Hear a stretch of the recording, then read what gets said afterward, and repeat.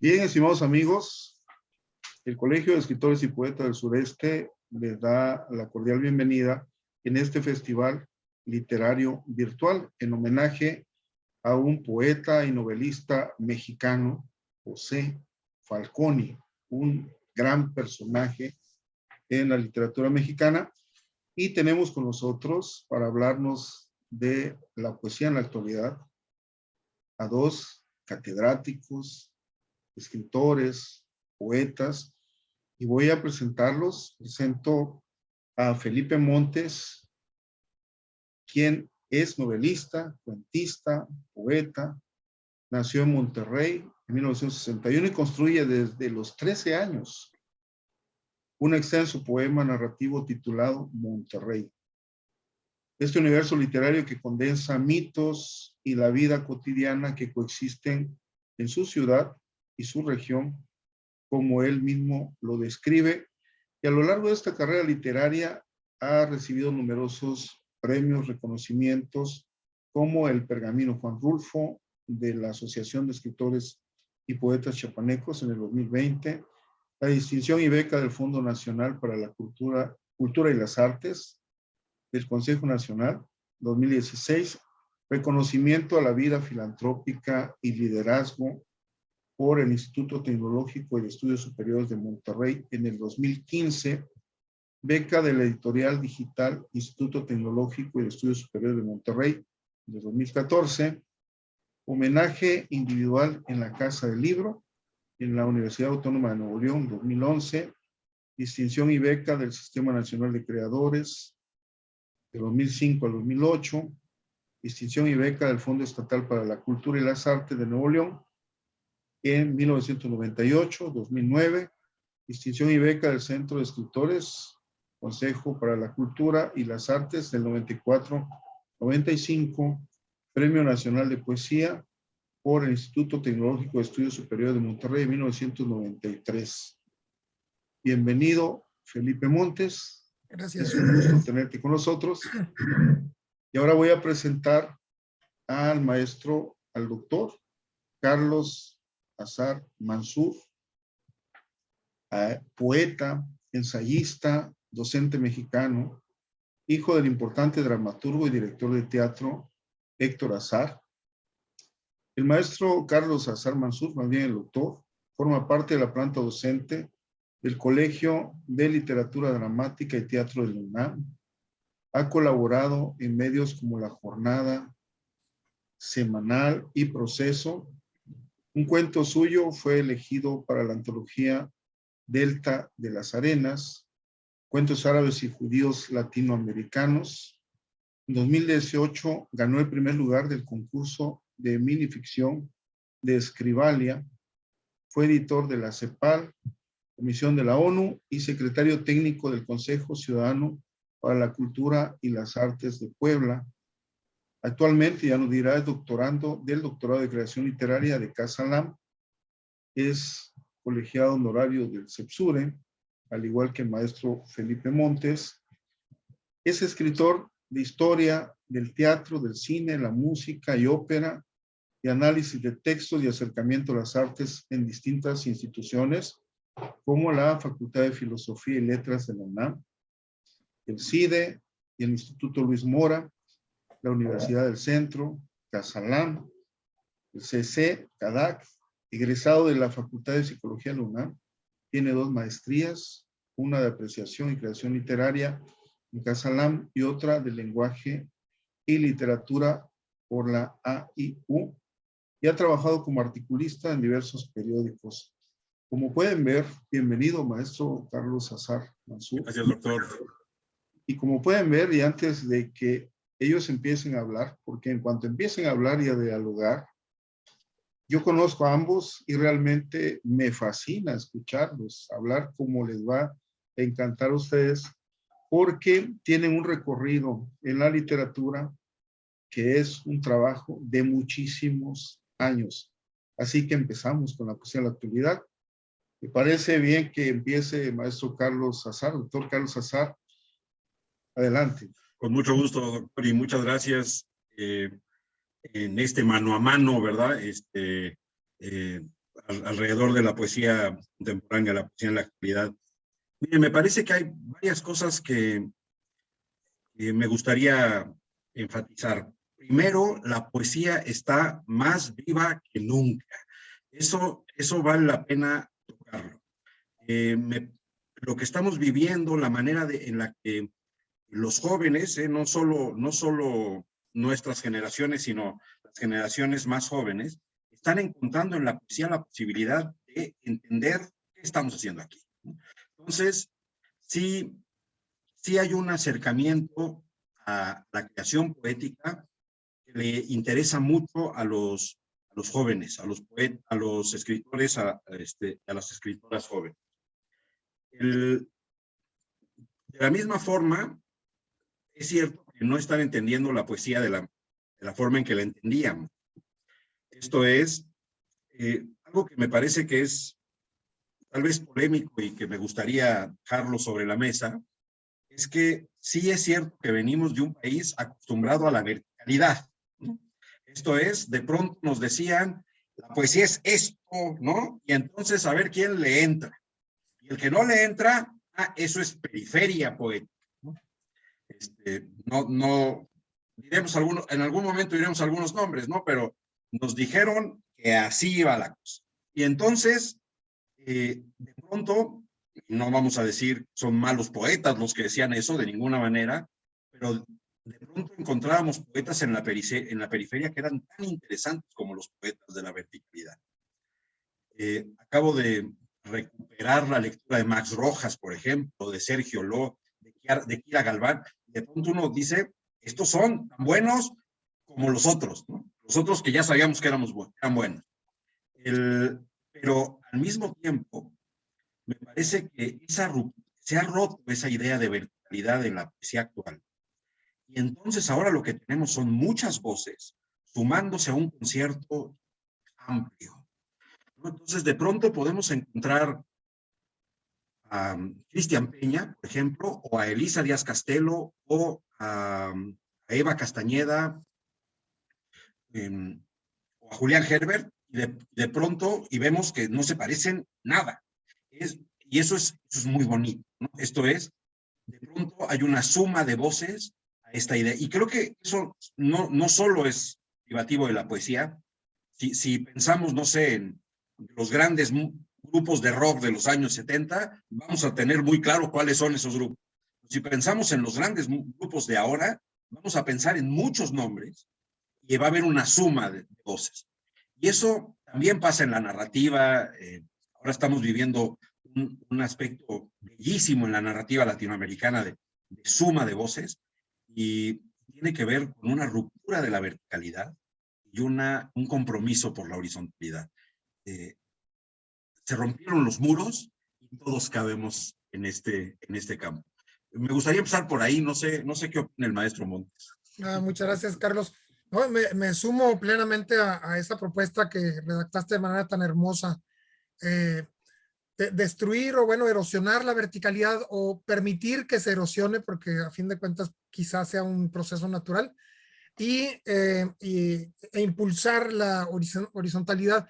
Quisiera hacer un símil, a ver qué te parece a ti, Carlos, a ver si le gusta a Didier, que creo que ilustra, aunque de una manera reducida, como las ilustraciones son, esto que nos dices del concierto de voces, que me encanta además el término.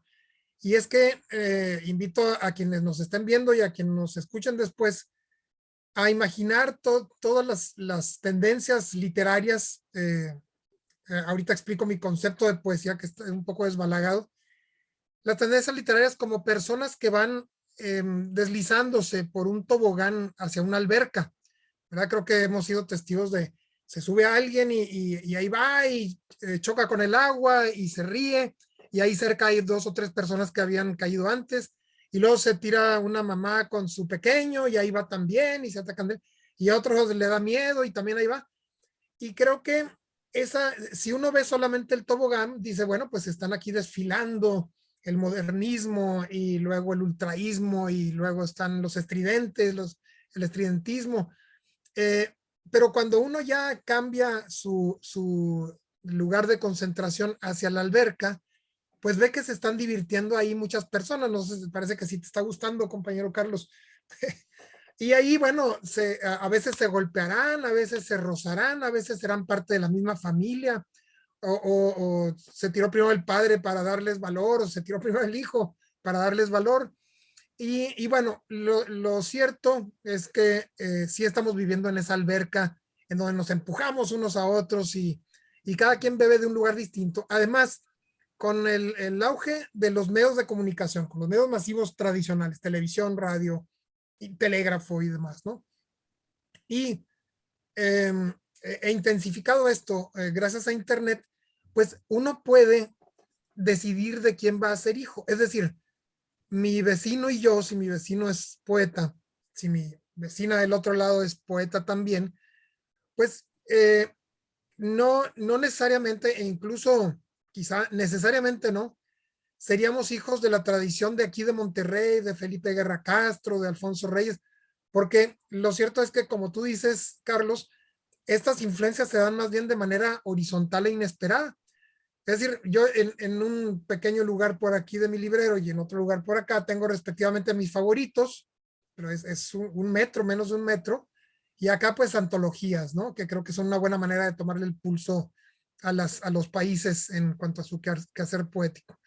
Pero bueno, yo he decidido ser hijo, nieto, o sobrino o bisnieto de gente como Huidobro, Vallejo, García Lorca, Lezama. Bueno, son 8 poetas en cuanto al término tradicional de poeta, pero me siento hijo de otros poetas que la gente no suele llamarles así, como Juan Rulfo o como Luis Brito García o como Camilo José Cela o Cervantes, que él decía que no lo era, ¿verdad?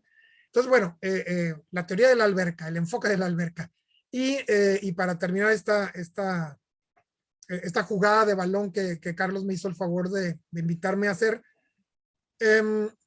para mí el concepto de poesía entendido como arte verbal, es decir, no en el sentido de esa jugada fue poética en el fútbol o ese cuadro es poesía o esta persona es poesía o tu final fue poético o algo así, entendiéndolo en forma un poco más restringida como arte verbal bien hecho, considero, y también lo pongo sobre la mesa y creo que va de manera coherente con esto y con un comentario que hizo Didier durante nuestras presentaciones, Carlos, es que para mí llamarle literatura al arte verbal es un equívoco, puesto que la literatura implica etimológicamente letra, como si la obra literaria fuera solamente escrita. Y no solo no es solamente escrita la literatura, sino que la mayor parte de la literatura, o corrijamos, la mayor parte de la poesía, poesía narrativa, poesía dramática, poesía lírica y lo que se acumule, es oral. Y entonces por eso yo digo, bueno, una manera todavía quizá demasiado amplia en que gozo yo de la poesía, pues es, por ejemplo, ver a nuestros compañeros, bueno, incluso compatriotas aquí en el caso de Monterrey, Franco Escamilla o la India Yuridia, o allá en la Ciudad de México, no sé qué opines del poeta Carlos Vallarta, que claro, hipertrofian ciertas técnicas poéticas a favor no solo del humor, sino del ingenio de Baltasar Gracián, de la inteligencia como la ha tenido Octavio Paz, de la gracia, del arte del estilo. Quizá si nos dejamos de las verticalidades, como bien recomienda el maestro, el doctor Carlos Azar Mansur, podemos gozar sin culpa y sin límites de los diferentes poetas que nos cuentan, unos de ellos adivinanzas, otros de ellos chistes, otros de ellos romances, otros de ellos sonetos y otros de ellos cantos épicos como Alonso de Ercilla, por ejemplo, ¿no? Y bueno, te toca, Carlos. Me gusta mucho la imagen de la alberca y también las metáforas futbolísticas. Estoy dispuesto a sumarme a ese auge, ¿no?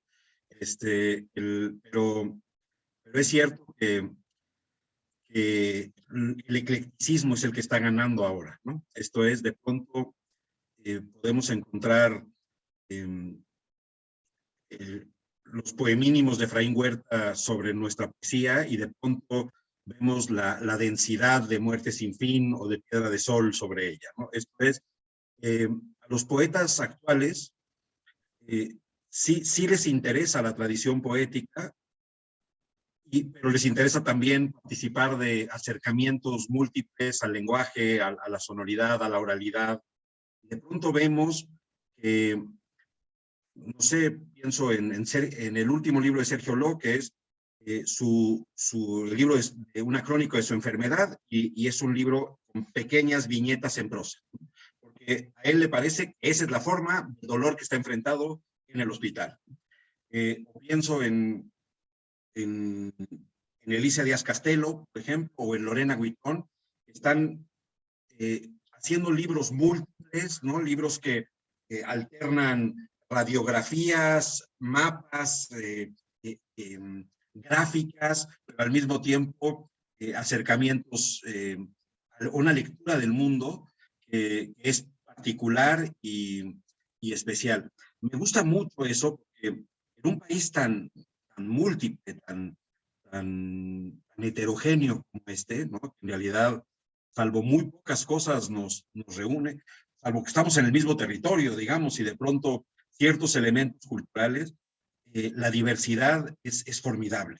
Y entonces darle voz a la diversidad, en la poesía han encontrado experiencias muy bellas, ¿no? Pienso en la poesía de Irma Pineda, por ejemplo, ¿no? La poesía en zapoteco y en español de Irma Pineda, o la poesía de Natalia Toledo, de pronto los juegos visuales que el diseñador Alejandro Magallanes hace cuando se enfrenta a su poesía. Esa posibilidad de no solamente ajustarnos a la tradición poética, sino a la libertad del lenguaje, a la libertad de la búsqueda que el mismo lenguaje tiene, está haciendo que la poesía esté viviendo una vitalidad notable, esté presente, que tengamos voces magníficas, y que, por ejemplo, podamos citar uno de los grandes libros de la literatura contemporánea mexicana, que es Antígona González, de Sara Uribe, y que nace como una obra de teatro, pero una investigación periodística, pero un poema, pero una crónica, y todo tiene que ver con hablar de las fosas comunes en Tamaulipas. Ese libro, porque Sara encuentra la figura de Antígona, está buscando el cadáver de su hermano, esto es tradición literaria, es una figura que nos representa muy bien en México, porque hay muchas hermanas tratando de buscar el cadáver de su hermano enterrado en fosas comunes. Y entonces escribe un libro impresionante, doloroso, activo, parteaguas de la literatura mexicana, que vale mucho la pena encontrar. Y entonces esa hibridación de géneros, esa hibridación de textos, lo convierten en una obra vigorosa. Por eso me atreví a decir que la poesía contemporánea goza de cabal salud, ¿no? Por eso, pero sí, me doy cuenta que no hice una metáfora futurística, eso no me lo puedo volver a... ¿Cómo ve, maestro? Me encanta lo que estás diciendo. Una vez más, dos fenómenos que en lo personal creo que no son útiles, pero que se dan de todas maneras y hay que aceptarlos y observar qué pasa con ellos. Uno es, a ver qué opinas, Carlos, y qué has visto tú también en tu cátedra, en talleres, en tus investigaciones. Uno es, decía, la mirada de desdén por parte de autores cuya obra se parece más al canon de hace 20 o 10 años, hacia los autores cuya obra se parece más al canon, hablando en México, de Amado Nervo, por ejemplo, o de Manuel José Otón, que son poetas grandiosos, ¿no? Es decir, me gusta más esta amabilidad intergeneracional. Bueno, incluso preferiría hablar de que no hay generaciones, de que las generaciones son polvo, y creo yo que ese enfoque, a ver ahorita qué piensas tú, no es más que una inseguridad, una pretensión de ganarse un cierto nicho, aunque sea pequeño, y a partir de ahí, por oposición a otros, formarse una voz y quizá luego pedir disculpas o quizás simplemente relajarse. Esa es una. La otra es que que también la lamento porque creo que se debe al influjo de los medios y a la baja autoestima combinados, el pensar que los poetas que beben de tradiciones hispánicas, es decir, desde antes del Siglo de Oro y desde los cantares de gesta y desde las jarchas mozárabes, pensando que no se puede construir una vanguardia, o por lo menos una punta de lanza, pero una vanguardia, existiendo Góngora, por ejemplo, que no se puede construir una vanguardia y que entonces hay que leer a poetas, a narradores, a todo tipo de poetas de otras lenguas, especialmente del inglés, pero también ha habido épocas en que los hispanos hemos leído mucho o demasiado o muy por encima del español, del francés, del alemán, del italiano, del ruso quizá. Entonces, bueno, esos dos fenómenos quisiera saber qué opinas. Por un lado, esto del desdén hacia gente que suena como poetas que según entiendo yo en mi taller, no son actuales, y otro que dice, ya no escuchen a los poetas de nuestra lengua porque lo nuevo siempre viene de fuera. No, completamente. Es muy bonito este como jaloneo, este tironeo entre la tradición poética y las voces contemporáneas, porque bien lo ha comentado, cómo hay las formas poéticas tradicionales, cómo encuentran de pronto refresco, ¿no? Ahorita, hace rato hablaba de García Lorca y qué manera de refrescar el romance que lo que hizo Lorca en el romancero gitano, a pesar de estar ajustado a la forma poética, o cómo le hemos dado la vuelta al soneto, ¿no? Esto es, y no deja de ser una meta, ¿no? No deja de ser una aspiración escribir un gran soneto, pero al mismo tiempo le volteamos la cola, lo estiramos, lo hacemos de 8 o lo hacemos de 22 y entonces empezamos a moverle la forma. Chillen palabras. En palabras. Chillen palabras.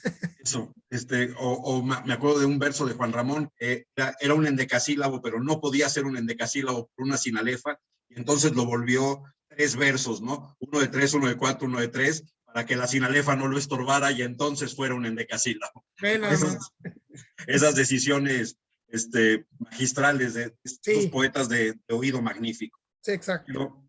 Pero finalmente es cierto que no deja de haber una intención entre lo que vamos a decir y la forma en la que la vamos a decir, ¿no? Sigue habiendo una persecución por las palabras, siguen pesándole las letras a los poetas, sigue obsesionado con ciertos términos, con ciertas sonoridades, y eso sigue pasando, ¿no? Lo que pasaba en el origen. Y entonces esa materia prima prevalece. Acabo de leer un poema de Elisa Díaz Castelo que publicó hace un mes en la revista Nexos sobre la perra laica y el abandono en el viaje al espacio exterior. Bellísimo. Y es con versos muy cortos. Es una búsqueda formal muy, muy interesante, pero en realidad ella está hablando del olvido y entonces se siente el olvido en los versos también. ¿Cómo va acercándose a esa forma? Hay mucha prosa ahorita, ¿no? Hay mucha poesía en prosa. Están los poetas involucrados en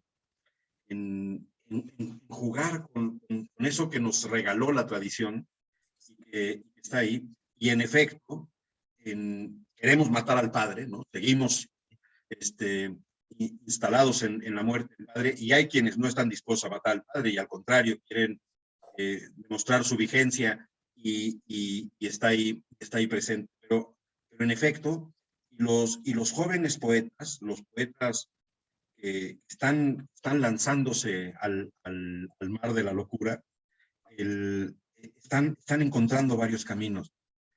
Pienso en Lorena Huitrón, por ejemplo, esta poeta Jalapa, que es extraordinaria, y que las formas las estira casi hasta romperlas, y eso es muy emocionante porque tiene una lectura del mundo muy lúcida, y su acercamiento a las palabras es intenso, es muy directo, es muy sensorial. Vale la pena entrar. Pero sí, completamente. Y todo eso está pasando en la alberca contemporánea, ¿no? En la alberca. Sí, había pensado hasta hace unos años yo, Carlos, que una buena manera de tomar ese pulso del quehacer poético o de cualquier género, incluso de cualquier arte, en un país o en cualquier comunidad, era pues recolectar antologías. Acá yo creo que puedes distinguir la antología de la poesía mexicana en sus dos tomos, ¿verdad? Pero hablando de poesía joven, pues la vigencia de estas antologías es muy corta. Generalmente se considera poeta joven alguien menor de 30 o máximo mayor de 35, menor de 35 años, ¿no?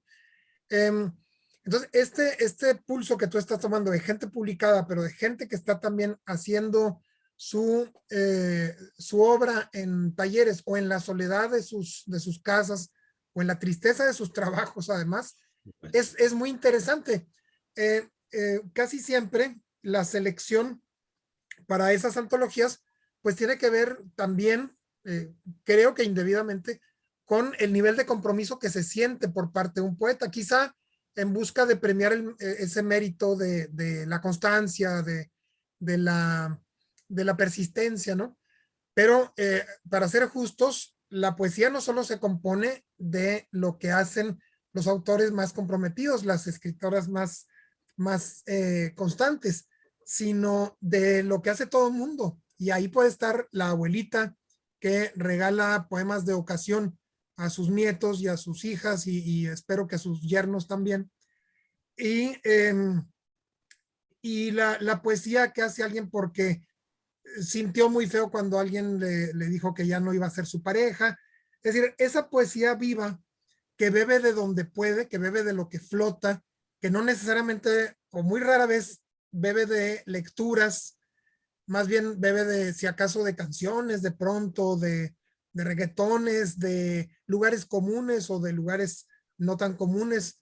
Esas fórmulas que se dicen en los sepelios, que creo que se repiten también horizontalmente en nuestras culturas, son poesía también. Pero bueno, a falta de un termómetro confiable, pues lo que hacemos es tomar las estrellas que vemos y unirlas con grandes líneas, aunque una de esas estrellas esté a 6 años luz y la otra esté a 600,000 años luz y hace tiempo que se apagó, ¿verdad? Entonces, me parece muy interesante el fenómeno de lo que dices. La poesía está más vigente que nunca. Y poesía hay mucha y de muy diferentes tipos. Y si creemos que la poesía solamente es aquello que está publicado o solo aquello que está publicado bajo los sellos editoriales grandes y conocidos que hacen muy buen trabajo, pues estamos perdiéndonos muy buena parte de la diversión, creo yo, ¿verdad? No sé cómo ves, Completamente, sí. completamente. Y cómo eso pasó desde el origen de la poesía, ¿no? Esa cercanía que tiene la música con la poesía, ¿no? Y cómo las formas poéticas originales también son formas musicales. Y cómo ahora en la música seguimos encontrando grandes poemas, ¿no? Por ejemplo, meternos a analizar literariamente, poéticamente, los raps o los textos de los reggaetones, los textos que de pronto saca Calle 13 o los textos que publica Eminem, sin duda son grandes poetas, ¿no? Sin duda. Y de pronto están más cerca del oído de los demás, más cerca de la lectura y quien le escucha, que cualquier otro poeta. No, sin duda alguna.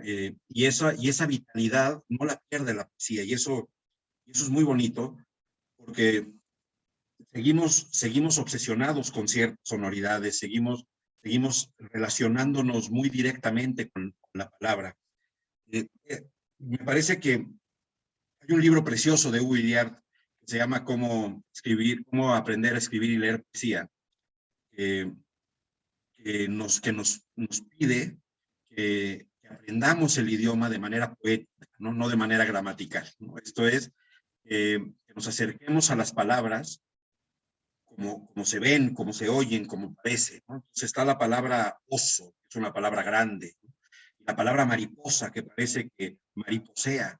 Y entonces eso nos acercaría mucho más al idioma y aprender un idioma que el subjuntivo, ¿no? Que aprender el uso de las grandes reglas. y es muy bonito porque me parece que cada vez está más vigente esa propuesta de Hugo Iriart. ¿Cómo palpamos el lenguaje? ¿Cómo el lenguaje nos relaciona? Y en un idioma tan amplio y tan hablado y tan múltiple en su oralidad como este, de pronto oír a un cantante puertorriqueño o a un cantante argentino o a un cantante colombiano y de pronto nos relaciona y de pronto lo sentimos cercano, es sin duda un ejercicio de enorme poesía y ahorita estamos viviendo una gran vitalidad en esa poesía. Me gustó mucho el regalo de la abuela que regala poemas, ¿no? Me gusta mucho esa imagen porque, en efecto, tengo una clase de comprensión y creación de texto y les pido en una sesión que nos recomienden un libro. Siempre les pido qué libro nos van a recomendar. Y nunca falta quien nos recomienda el libro que le regaló su abuelo o su abuela a los 14 años. Ese es el libro que le quisiera recomendar a alguien. Y aunque no necesariamente sea un libro fácil de conseguir, porque en realidad el abuelo pues, lo tenía ahí escondido y dijo, para ti es este libro. Ella, pues el alumno o la alumna nos lo recomienda porque es el regalo que le dio su abuelo y su abuela. Y entonces la literatura se vuelve vital, ¿no? Se vuelve una cadena emocional muy hermosa. Sí, qué maravilla eso. Sí, fíjate, tocaste aquí una fibra sensible porque el libro que está más a la izquierda, creo que de este estante, es un libro de Antonio Plaza, que era de mi abuela. Y Antonio Plaza, que ha sido un poeta, incluso en vida, era un poeta algo despreciado, que era melodramático y que hablaba de cosas a veces feas y demás, pero lo admiraba mucho Juan de Dios Pesa, unos 20 años menor que él, según recuerdo, pero lo defendía mucho. Pesa que actualmente también goza de esos calificativos, ¿verdad? Pero lo abrimos ya sin esos prejuicios que quizá en algún taller pudimos haber adoptado, o ya con una lectura más horizontal, ¿verdad? Carlos Azar Mansurmente horizontal, y gozamos todo aquello y decimos, bueno, ¿dónde estaba este poeta que me parece evidente que leía a Esquilo? ¿Dónde están las demás voces de su tiempo? Porque seguramente hay más. ¿En qué librería de viejo puedo encontrarme una colección así, no? Un mensaje que me gustaría, digo, yo sé que todavía estamos lejos del amanecer, que es cuando nos dijo Didier que debíamos de tenerlo. Un mensaje que no sé si compartas, si apoyes, Carlos, que no sé, no quisiera que nuestros espectadores, nuestros 2 espectadores, nuestros 3 o 4 espectadores, no quiero que se lleven la idea, creo que lo hemos dejado claro, pero vale la pena cristalizar esto, de que hay que continuar un canon que ya existe, es decir, como si nos fuéramos a inscribir en una cierta escuela. Creo yo que más bien ese canon o esa voz viene de dentro de nosotros. Recomiendo que primero la ejerzamos, es decir, que hagamos nuestros poemas, ya sea poemas muy inocentes para nosotros o poemas muy arriesgados, no importa que los saquemos para que nuestra voz suene primero. Y luego, a partir de ese fundamento, busquemos gente afín. Ahí sí, entre la gente consagrada, ¿no? Oye, pues yo pensé que nada más yo escribía así y me encontré Platero y yo. Yo pensé que solo yo escribía así y me encontré a Baudelaire, o me encontré a Poe, o a Alfonsina Storni, y vibro con ello, ¿sí? No sé si quieras decir algo. No, completamente, porque además recordamos cómo nuestro primer acercamiento a la poesía tiene que ver con la necesidad de decir algo que nos está doliendo o que viene la primera decepción amorosa y ahí vamos como trogloditas a escribir las perlas de tu boca y el cielo llora y esas metáforas que nunca nadie ha escrito nunca, ¿verdad? Y entonces de pronto alguien nos estira la mano y nos regala los 20 poemas de amor, ¿no? Y una canción desesperada y entonces dice, por supuesto que puedo escribir los versos más tristes esta noche. Y entonces nuestro acercamiento es así de básico, así de concreto, ¿no? Sí. Es muy emocional y muy profundo, muy sincero. Aunque después, lo dice Roberto Bolaño de una manera muy bonita, A los 25 años ya me parecen horriblemente cursis esos poemas, pero siento por ellos una inquebrantable fidelidad, dice. Qué bueno que lo dice. No conocía esa cita de Bolaño. También Borges, ya grande, ante los embates negativos que recibía la novela de Jorge Isaacs, María, como novela para gente cursi, novela para, bueno, ya no digo más, no me vaya a tocar a mí también algún coscorrón. Pues él decía, bueno, no él decía, él contestó en una de esas, así con las manos en el bastón, algo así como: ayer de 5 de la tarde a 7 de la noche, María se dejó leer muy bien. Exacto. Es decir, tenemos momentos para cada cosa y a veces en público atacamos algo y decimos a quién se le ocurre, pero en privado estamos llorando con cada línea de ese poema, ¿no? Eso es. Sí. Exactamente. Y nuestro acercamiento es así de directo, ¿no? Y eso es conmovedor, es concreto, y sigue pasando, ¿no? De pronto van los nuevos poetas, los nuevos deseosos poetas, ¿no? A encontrar las palabras que definan lo que están sintiendo, y entonces esas palabras ya las dijo Neruda, o ya las dijo Otón, o ya las dijo Nervo, y de pronto encuentran ese resonador, ¿no? Hay un verso de Pellicer que me encanta, que es encontrarte y decir, eres yo mismo, ¿no? Como el poema nos dice eso que quisimos decir. Sí. Y justo, ¿no? Me parece que el ejemplo de Pellicer es muy bonito, porque todo el tiempo lo está criticando, ¿no? Todo el tiempo le dicen que es un poeta selvático, que es un poeta tropical, que parece que hace 35 grados en todos sus poemas. Sin embargo, nos acercamos a él y es conmovedor, extraordinario, cómo entiende el idioma, cómo van cayendo las palabras, y eso se convierte en un maestro, ¿no? Se convierte en una enseñanza. Sí. Y eso que decíamos al principio, de cómo de pronto hay un poeta que se vuelve un canon, ¿no? Se vuelve un espejo para nosotros, pero luego habrá otros y otras, ¿no? De pronto dijeron las cosas de manera vibrante, y en ciertos momentos de nuestra vida, pues Silvia Plath me dijo más que Octavio Paz, ¿no? Aunque Octavio Paz sea un estandarte, y de pronto Baudelaire, o de pronto Boucher, o cualquier poeta nos va encontrando. Ahora que están cumpliendo los 50 años, por ejemplo, del Premio Aguascalientes, es muy bonito hacer la revisión, ¿no? Sí. Y nos topamos con el libro de José Emilio o el libro de Elizalde que ganaron y que son inmensos. De pronto vemos el recorrido, el camino, cómo los poetas actuales están presentando, qué le interesa al premio, cómo la poesía mexicana está alrededor del Premio Aguascalientes, ¿no? Y es que tú lo aclaraste al principio, la poesía no solo está más viva que nunca.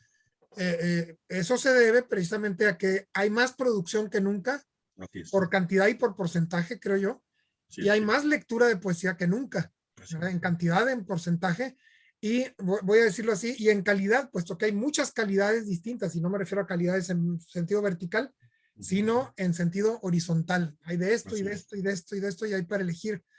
Me gustaría hacer aquí un breve juego, bueno, no un juego, una invitación a ti, Carlos, para que nos dijeras, ahorita digo yo los míos, cuáles fueron los libros que te encendieron la llama poética, ya fuera para crearla o para su estudio. ¿Cuáles fueron los 4, 5, 6 libros que cayeron en tus manos que quizá no buscaste y por donde empezaste? Bueno, yo creo que debo empezar por La temporada en el infierno de Rampo, ¿no? Ese yo creo que fue uno de los libros que me marcaron. Luego me parece que pasé por un periodo de la vida en el que Huidobro me marcó Altazor. Creo que sí, y junto a él La persuasión de los días de Liberio Girón. Me parece que junto a ellos, sin duda.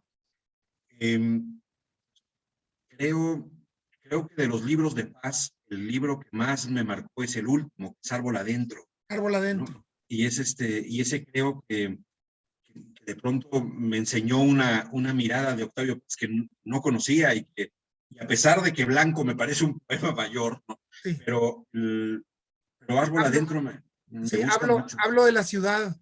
Ese. ¿Verdad? Qué poema tan grandioso. Y luego Carta de Creencia, que es un poema de amor, el último poema que publica es un poema de amor.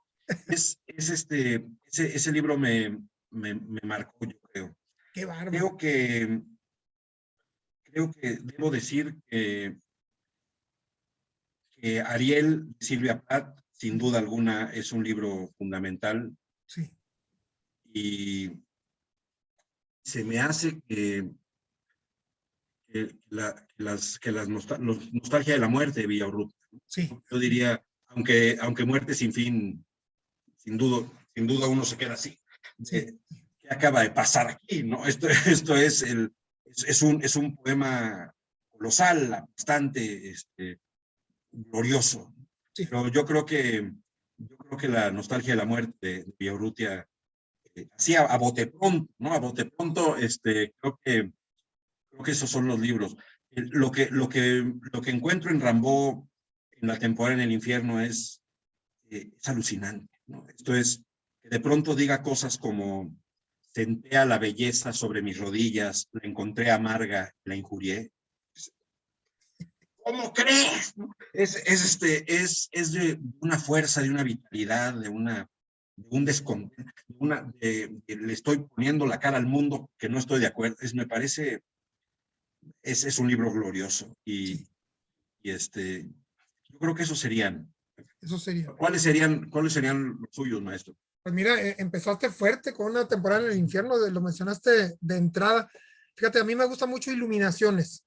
No es por donde entré, pero Iluminaciones se me hace tremendamente interesante, más o menos con los mismos calificativos que asignas para Una temporada en el infierno. Pero hace poco también me enteré de que hay una polémica en torno a la autoría, de que probablemente fue, sí creo que estás enterado de eso, de que el impresor recolectó unos poemas y pensó que eran de Rimbaud, pero no eran, sino de otro amigo cuyo nombre debería recordar, pero es cuestión de que nos metamos ahí. Pero bueno, empecé fíjate que con un menú que me parece muy atinado, no sé qué opines, que es, Octavio Paz, Josefino Pacheco, Alichu Macero y, bueno, pues en movimiento. Claro. Lo tengo en 2 tomos en Fondo de Cultura Económica, entonces ahí tuve esa oportunidad panorámica y claro, me dejé cautivar sobre todo por 2 poetas, fíjate, uno que acabas de mencionar, Javier Villaurrutia, y ya tengo la obra completa con el teatro y todo, pero sí sigue siendo Nostalgia de la Muerte mi favorito, y bueno, y jugando a esto de los géneros, Nostalgia de la Muerte es mi novela mexicana favorita, fíjate. Qué bonito. Luego lo platicamos.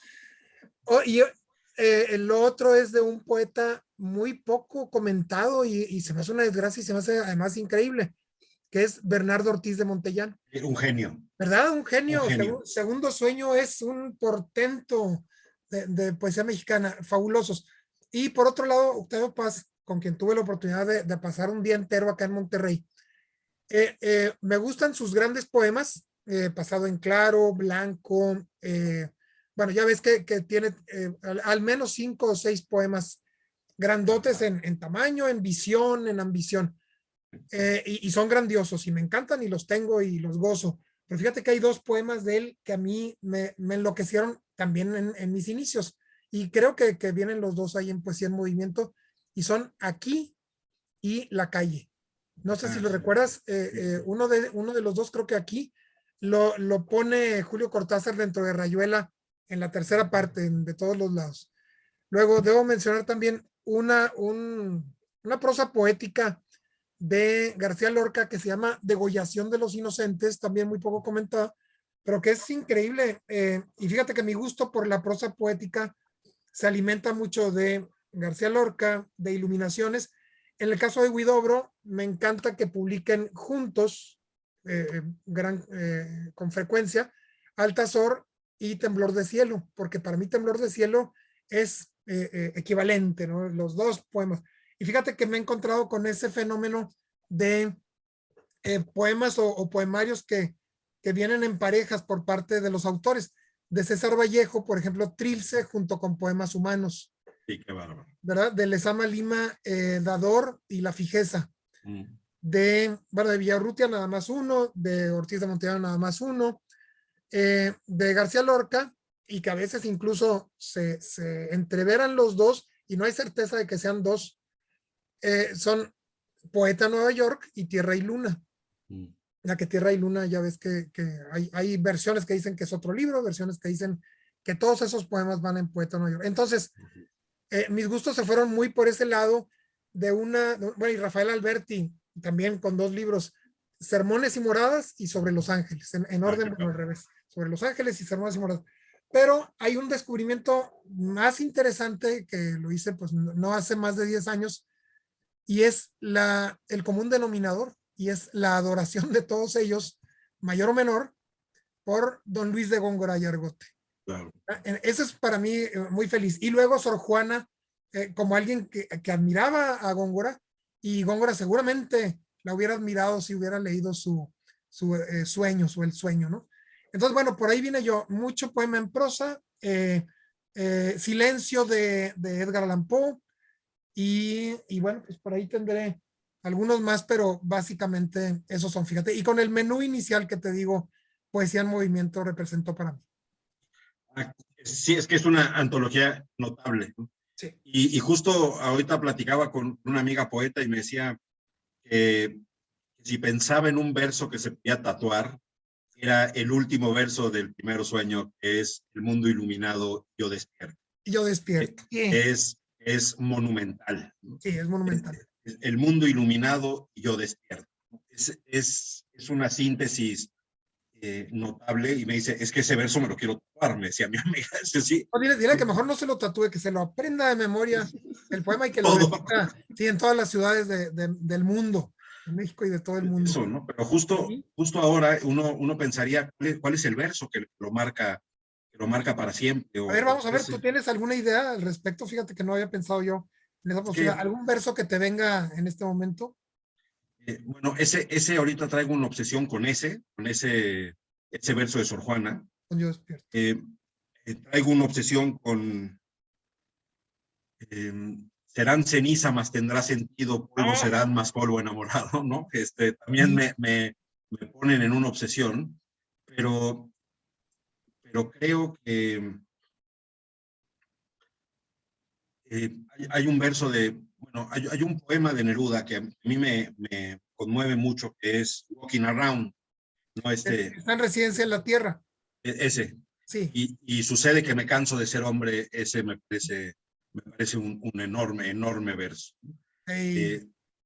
Y ¿cómo va este? A ver, ahorita me voy a acordar.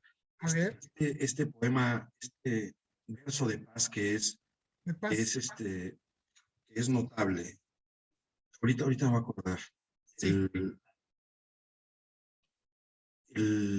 Que es además una literación profunda, porque es solo con la letra O. Ahorita es los otros todos que los otros somos, ¿no? Es ese verso, los otros todos que los otros somos. Y es el peso de la letra O, cómo cae. Creo que por ahí van ciertos versos. Hay un poema de André Dubuché, este poeta francés de los años 50, que siempre me impresiona, se llama Meteoro. Y es una página en blanco.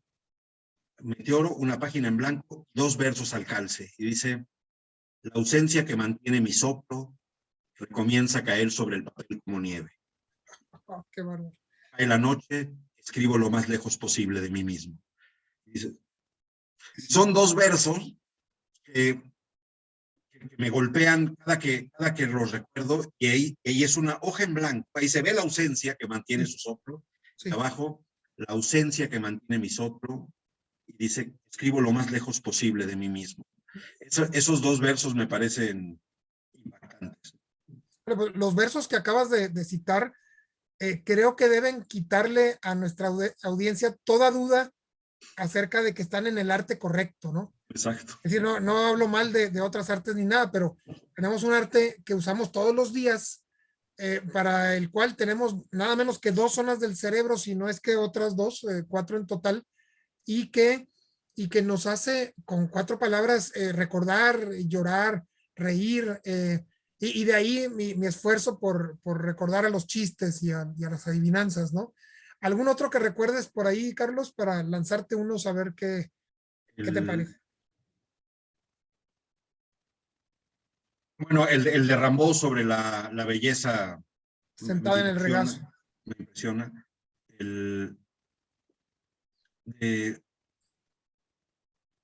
Hay un verso que me perturba mucho de Lope de Vega, que es siempre mañana y nunca es mañana. Amor se ha vuelto cuervo, se me antoja.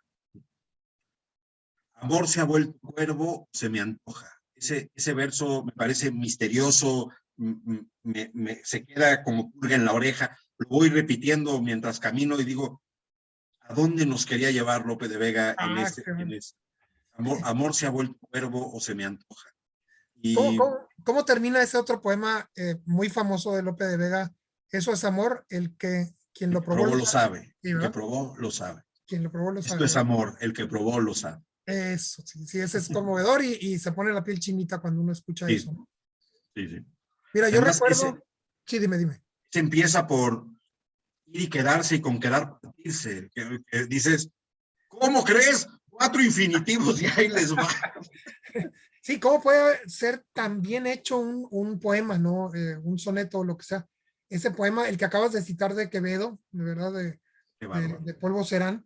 Y recuerdo, por ejemplo, uno de Góngora que es A batallas de amor, campos de pluma. Campos de pluma. ¿Te acuerdas? De Octavio Paz en Pasado en Claro, algo se prepara, dijo uno entre nosotros.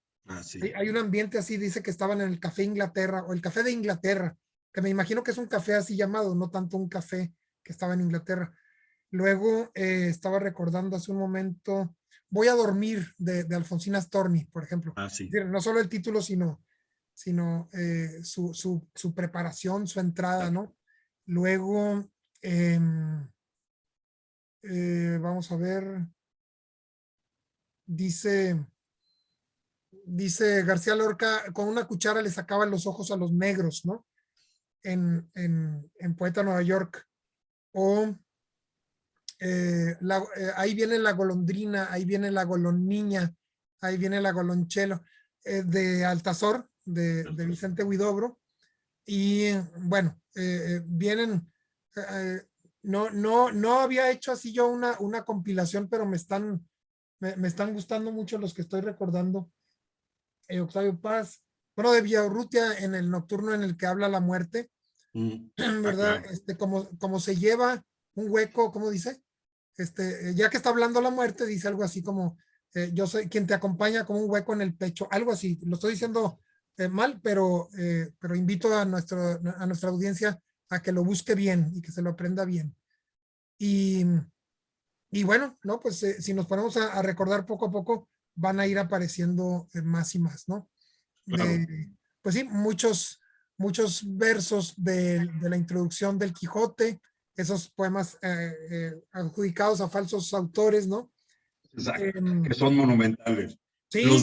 El diálogo de los 2 caballos Sí. es sensacional. El que no se sentía poeta, ¿verdad? Exacto. Decía que de teatro nada y que de poesía nada, que ahí tenía sus tristes papelillos, ¿no? Ese es metafísico estáis, es que no como. Es que no como. Es que no como. Sí, genial todo eso, ¿no? Y como vemos, algunos nos invitan a la risa. Declaración de odio de Efraín Huerta también tiene, no recuerdo. Monumental. O José Carlos Becerra también tiene unos hallazgos ahí. Ese, fíjate que Batman, este poema que se llama Batman, que es larguísimo, sí. Eso es de Becerra, me gusta mucho. Sí. De pronto uno dice, ¿de dónde sacó esto?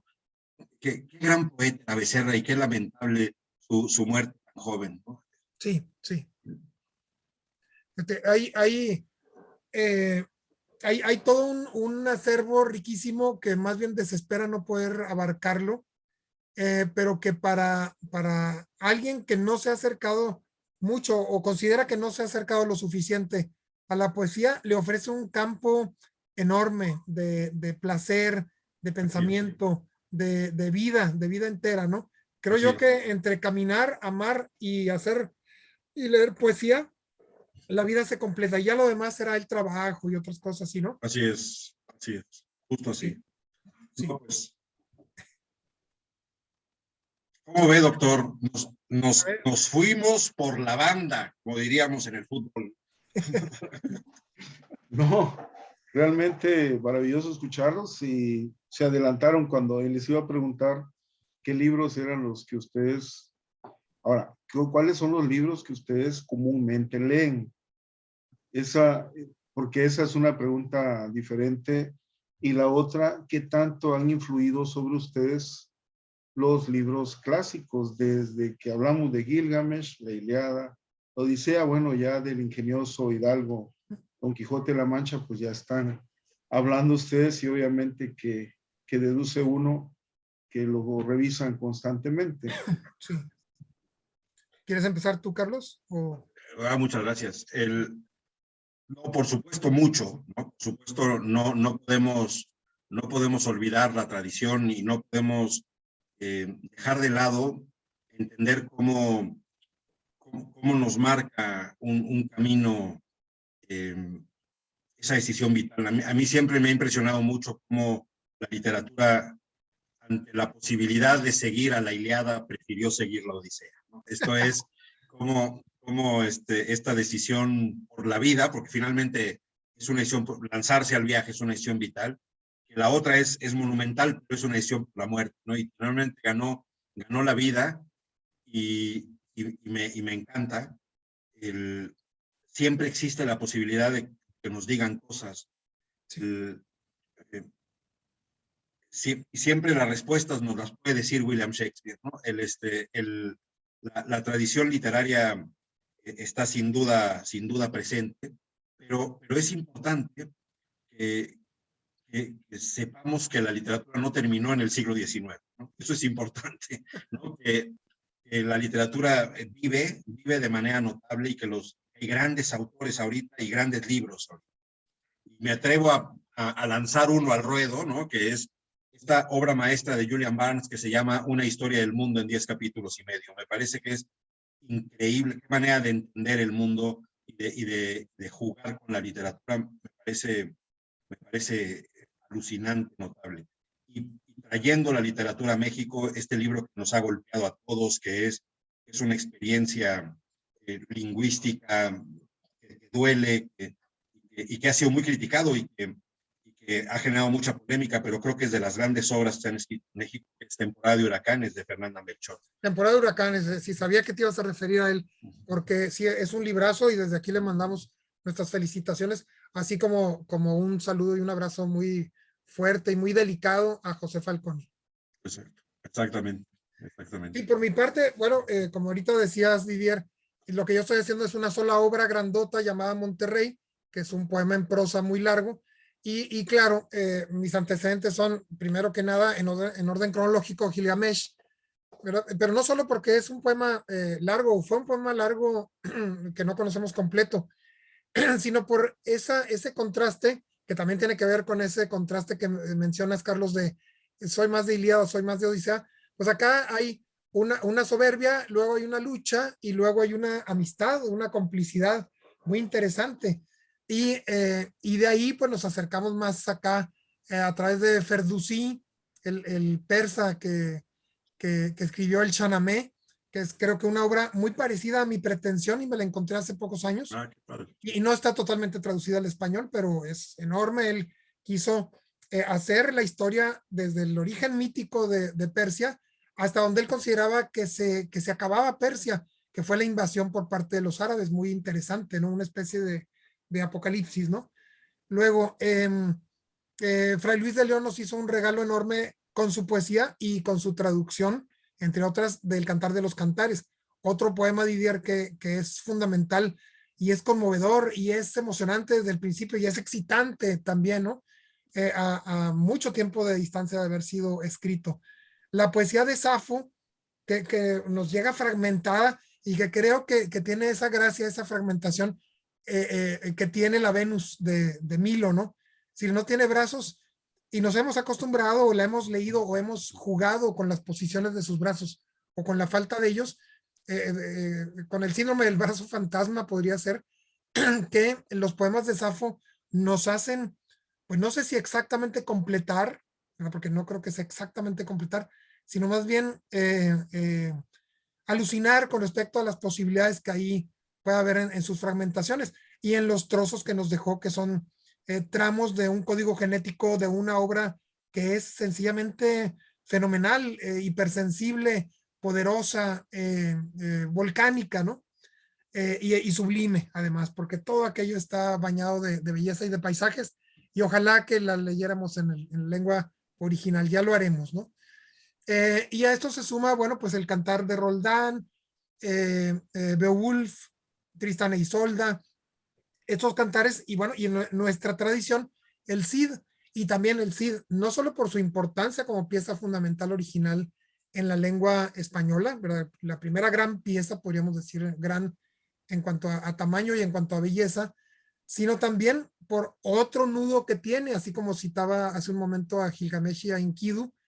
Acá es luchar por su ideal y por su rey y por todo eso, y por una difamación, acabar con la reputación, no acabar, ¿verdad? Tener la reputación destruida y las hijas maltratadas, y hacer una lucha doble o triple para recuperar esa posición. Bueno, se me hace conmovedor, se me hace tan hermoso eso. Es decir, para aquella gente que cree que un poema épico solo trata de pelear, ganar o pelear, perder y nada más, ni la Ilíada es eso, ni el Cid es eso, ni creo que haya una obra que sea así, a lo mejor alguna película de acción, pero aún así yo creo que no. Entonces, el Cid es maravilloso. Y que viene Alonso de Ercilla a hacer su monumental Araucana, ¿no? Y bueno, esto se escribió en Chile. Él era en edad ligeramente mayor que Cervantes. Y Cervantes lo elogia en el Quijote, es decir, leyó la Araucana. Y empiezan a tener estos vasos comunicantes las familias que van desembocando ininterrumpidamente hacia nosotros. Es decir, hay gente que cree que la poesía se desentierra, como si hubiera un lapso, como decías ahorita, Carlos, no termina en el siglo XIX y luego tenemos que excavar para hallarla. No, hay continuidades asombrosas desde poetas que hablaban en la hipotética lengua indoeuropea y cuyos lugares comunes nos llegan hasta acá, y de pronto por eso, es una hipótesis, por eso hay semejanzas entre algunos mitos tibetanos y otros nahuas y otros chichimecas y otros navajos. Y bueno, hablé mucho, pero bueno, sí, los clásicos creo que son fundamentales porque eh, han sido seleccionados a través del tiempo sin perder vigencia. Es decir, imagínense que los futbolistas fueran inmortales y que no perdieran de ninguna manera su calidad. Conforme avanza el tiempo, tendríamos equipos mejores y mejores. Bueno, según estudios, los equipos actuales son mejores que los anteriores, hay más competencia, hay más ciencia y más todo esto. Bueno, ahora imagínense un Pelé o un Maradona con la tecnología de ejercicios y con la salud actual, ¿no? O con las exigencias actuales y con el dinero además actual, ¿no?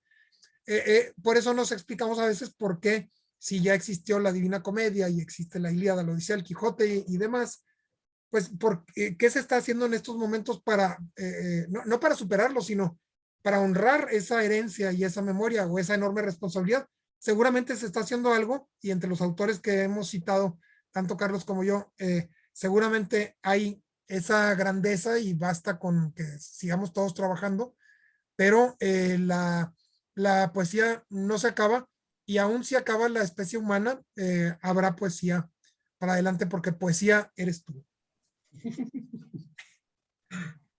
Qué bien, ¿no? Es extraordinario. Ya escuchábamos a Felipe Montes, cuya última novela es La Hacienda de la Soledad, y a Carlos Azar Mansur con su libro de poesía El Círculo de la Presencia. con su lenguaje poético y Felipe Montes con su prosa poética.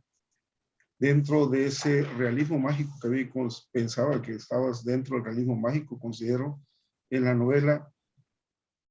Maestros, realmente es un gusto que esta plática puedan estarla viendo no solamente integrantes del colegio, sino de muchos países. Estamos hablando de Argentina, de Venezuela, de Colombia, de Perú, de toda la República Mexicana, también en España. Y esto en esta temática donde ustedes se han explayado, no sé si quiera agregar algo, maestro Carlos Azar. No, pues solo agradecer el privilegio de haber charlado con el maestro Montes y tener el gusto de pertenecer al CEPSURE y de participar en estas charlas. Son muy revitalizantes y siempre se agradecen. Muchas gracias, doctor. Gracias, maestro Carlos. Felipe. Yo, gracias, Carlos, por permitirme platicar contigo. Me encantó, gracias a Didier por este plan. Le mando un abrazo a José Falconi, una vez más, de los tres, ¿verdad? Y una recomendación para la gente que nos está escuchando y que quiere entrar en la poesía. Entren por donde más se les antoje, ¿verdad? Entren a la poesía por donde más gusto les dé. Si algo no les gusta o no les atrae por lo pronto, hay mucho por donde entrar, y una vez dentro del estadio, créanme que ya no van a querer salir. Así que muchas gracias, Carlos. Gracias, Didier. Un abrazo grande. Igualmente. Un abrazo a ambos y al maestro José Falconi, un abrazo en este festival literario virtual que lleva su nombre, y un abrazo a todos los que nos han seguido en las redes sociales. Hablamos pronto. Dios.